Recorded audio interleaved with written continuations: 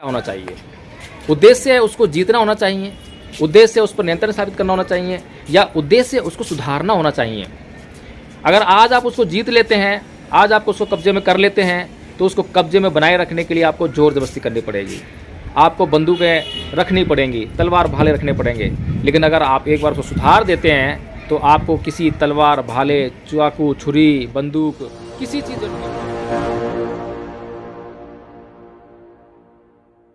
जय भीम, नमो बुद्ध साथियों। नाही बेरेन बेरानी समंति दुरातनंग अबेरेन चय समंति ऐस धम्मो सनंतनो।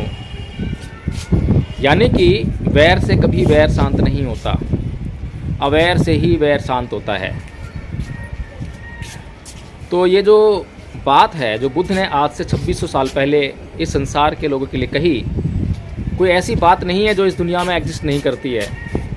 ये इसी संसार की बात है, लेकिन इस संसार के लोग इस बात को जानते हैं लेकिन इसको अमल नहीं करते हैं। इस संसार का ऐसा कौन सा प्राणी, चाहे वो किसी भी धर्म का हो, किसी भी जाति का हो, किसी भी भाषा का हो, किसी भी देश का हो, किसी भी काल का हो, कैसे इनकार कर सकेगा इस बात से कि वैर से कभी वैर शांत नहीं होता, अवैर से ही वैर शांत होता है। ये तो बहुत ही छोटी सी बात है, सिंपल सी बात है। लेकिन हम अपने व्यवहार में अगर देखें, हम अपने व्यवहार में इस सिद्धांत को कभी भी जगह नहीं देते। उदाहरण मैं कई बार देख चुका हूँ, फिर आज देता हूँ। आपको किसी ने गाली दी तो आपके दिमाग में एक पैटर्न सेट है और आपका दिमाग तुरंत उसी पैटर्न के हिसाब से रिएक्ट करता है, तुरंत रिएक्शन आता है। जैसे किसी ने गाली दी, आपके मुंह से भी गाली निकलती है, तुरंत गाली निकलती है। और कई बार तो गाली नहीं, थप्पड़, घूसे, लात भी निकलते हैं। और जब ऐसा आप करते हो तो जो सामने वाला जिसने आपको गाली दी है उसका गाली देना बंद नहीं हो जाता, पलटकर वह भी गाली देता है। और अगर आपने लात घुसे चलाए तो पलटकर वो भी लात घुसे चलाएगा। और इतना ही नहीं है कि यहीं पर बात समाप्त हो जाए, यह बात बढ़ते बढ़ते चाकू छुरी तक पहुंच जाती है, पिस्तौल तक पहुंच जाती है, तोप गोले। आज यूक्रेन और रूस का युद्ध हो रहा है। ये सब इसी बातों का नतीजा है कि लोग एक दूसरे को जीतना चाहते हैं, एक दूसरों पर नियंत्रण स्थापित करना चाहते हैं, उसको कब्जे में करना चाहते हैं। इन सब घटिया सोचों की वजह से आज पूरी विश्व की जो है शांति भंग हो रखी है और आज दुनिया का हर आदमी जो है डरा और सहमा हुआ बैठा हुआ है। आज वो देख रहा है कि पता नहीं कब ये यूक्रेन और रूस का जो युद्ध है, पता नहीं कब ये विश्व युद्ध में बदल जाए। और जब विश्व युद्ध की जो ज्वाला है, जब ये पूरी दुनिया में भड़केगी तो उसके प्रकोप से कौन बचेगा और कौन मरेगा ये किसी को नहीं पता। किस देश से युद्ध होगा, किस देश के अंदर कितने नागरिक मारे जाएंगे। यूक्रेन पूरा तबाह हुआ पड़ा है, पूरी दुनिया के सामने है।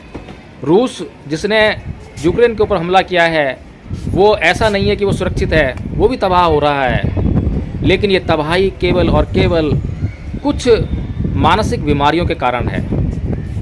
तो जैसा कि मैंने बताया कि कोई भी व्यक्ति जब कोई गाली देता है आपको, तो आपका तुरंत से रिएक्शन होता है कि उसको पलटकर गाली देनी है, आपका तुरंत से रिएक्शन होता है कि उसको मारना पीटना है, उसका अंत कर देना है। लेकिन उससे वह शांत नहीं होता। उद्देश्य क्या होना चाहिए? उद्देश्य उसको जीतना होना चाहिए, उद्देश्य उस पर नियंत्रण स्थापित करना होना चाहिए, या उद्देश्य उसको सुधारना होना चाहिए। अगर आज आप उसको जीत लेते हैं, आज आप उसको कब्जे में कर लेते हैं, तो उसको कब्जे में बनाए रखने के लिए आपको ज़ोर ज़बरदस्ती करनी पड़ेगी, आपको बंदूकें रखनी पड़ेंगी, तलवार भाले रखने पड़ेंगे।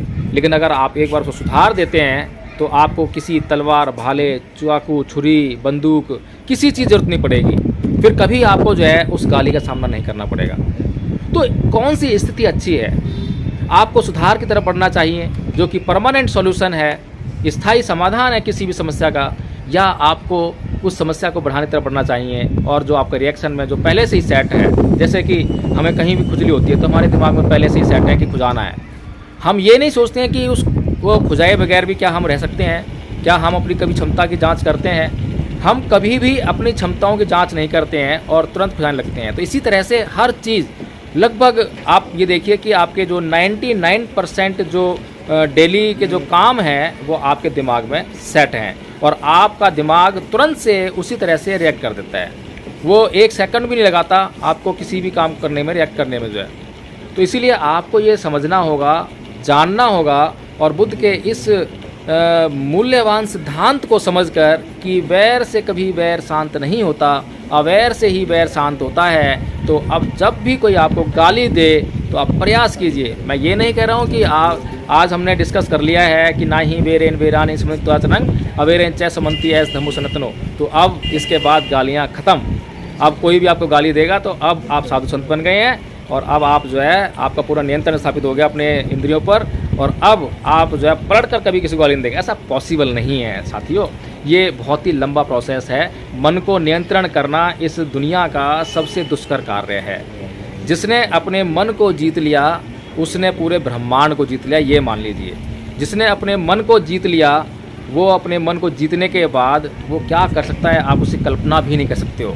तो इसीलिए हम अपने मन को पूरी तरह से जीत पाएंगे या नहीं जीत पाएंगे ये तो हम नहीं जानते हैं, और बहुत ही असंभव सा टास्क हमारे लिए हो सकता है, क्योंकि हम जिस परिवेश में, जिस वातावरण में और जिस मानसिक दशा में हम जी रहे हैं वो मानसिक दशा इतनी प्रदूषित है, इतनी दूषित है कि उसमें ऐसी संभावनाओं का होना बहुत ही अजीब लगता है, मुझे अजीब लग रहा है। लेकिन हम ये कोशिश कर सकते हैं, हम एक ये प्रचार कर सकते हैं कि भाई जब भी आपको कोई गाली दे तो आप थोड़ा सा रुकिए, थोड़ा सा सोचिए।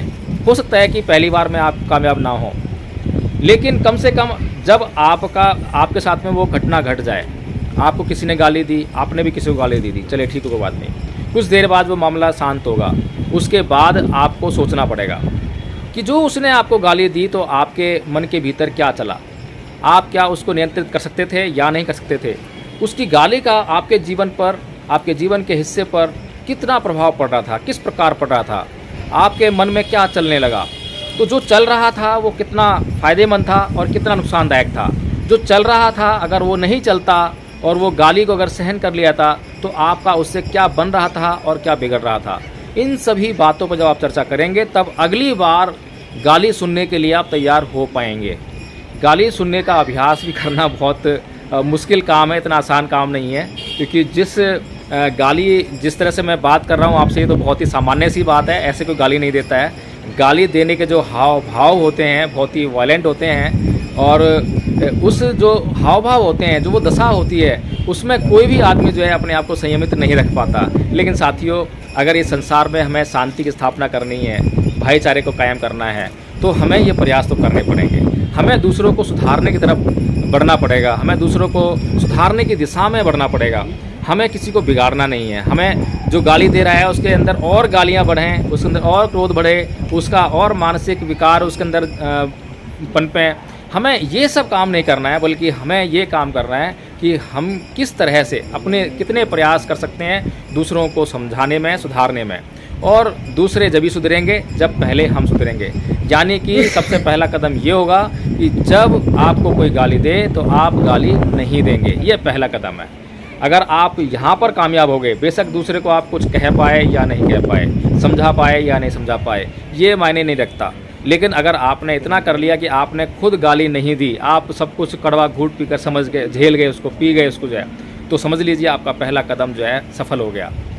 और कई बार जो है ऐसा सोचा जाता है, समझा जाता है, और जो लोग देखेंगे कि एक आदमी गाली दे रहा है और आप चुप खड़े हो गए हैं, आपने रिएक्ट नहीं किया है, तो उसका कोई भी कुछ भी अर्थ लगा सकता है। कोई कह सकता है कि आप जो है कायर हो, आपने जवाब नहीं दिया। ये कायरता जब कायरता हो जाती है जब सामने वाले ने गाली दी और आपने सिर्फ चुप रह गए, आपने उससे पूछा नहीं। आप हाथ जोड़ लीजिए और उससे पूछिए कि भाई साहब मुझसे क्या गलती हुई है जो आपने मुझे गाली दी। अगर आप इतना कर लेते तो आप कायर नहीं हैं, और इतना नहीं करते हैं और बस चुप होकर और सहमे से होकर वहाँ से चल देते हैं, तो इसका मतलब यही है कि फिर कायरता है। तो साथियों, मैं ये समझता हूँ कि ये जो हम बातें कर रहे हैं अभी, ये व्यवहारिकता में लाने के लिए बहुत ही दुष्कर हैं, कठिन हैं, लेकिन मैं ये समझता हूँ कि इतनी इम्पॉसिबल या इतनी असंभव बातें नहीं हैं कि जो नहीं किया सकती हों। भगवान बुद्ध ने पूरी तरह नियंत्रण स्थापित करके और बहुत से लोगों को इस बात के लिए प्रेरित कर उन लोगों ने भी इन अपने मंत्र पर नियंत्रण किया और बहुत सारी गालियाँ सुनी हैं, बहुत क्रोध सहन किया है, और तभी वे महामानव बन पाए हैं। तो साथियों, हमें महामानव बनना है, मैं इसके लिए नहीं कर रहा हूँ, बल्कि हमें शांति चाहिए, हमें सुख चाहिए, हमें समृद्धि चाहिए, हमें एक ऐसा शांत माहौल चाहिए जिसमें हम और हमारे बच्चे, ये पूरा संसार सुखमय जीवन बिता सके। जय भीम, नमो बुद्धाय।